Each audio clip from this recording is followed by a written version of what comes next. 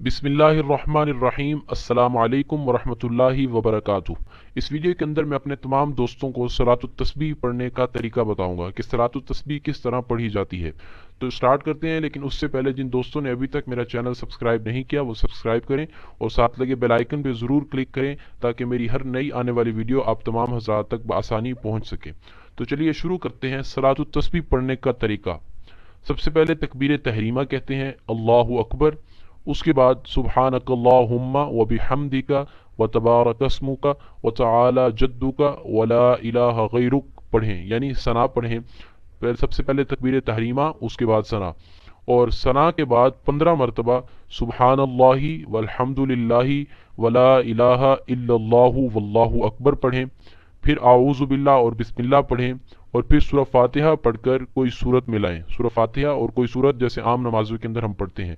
फिर सूरत मिलाने के बाद 10 मरतबा सुब्हानल्लाहि वल्हम्दुलिल्लाहि वला इलाहा इल्लल्लाहु वल्लाहु अकबर पढ़ें।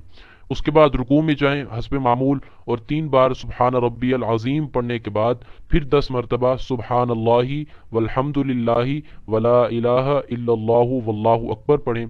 फिर खड़े हो जाएं और रब्बना लकल हम्द पढ़ें।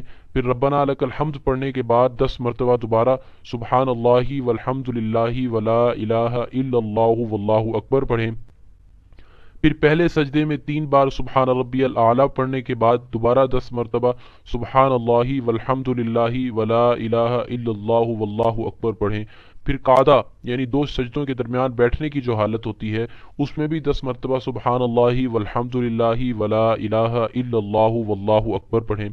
फिर दूसरे सजदे में दोबारा से 3 मरतबा सुब्हान रब्बियल आला पढ़ने के बाद 10 मरतबा सुब्हानल्लाहि वल्हम्दुलिल्लाहि वला इलाहा इल्लल्लाहु वल्लाहु अकबर पढ़ें।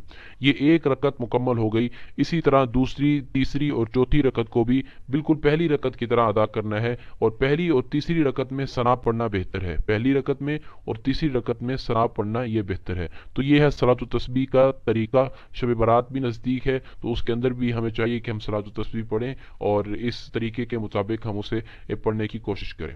अल्लाह ताला हमें अमल करने की तौफीक नसीब फरमाए।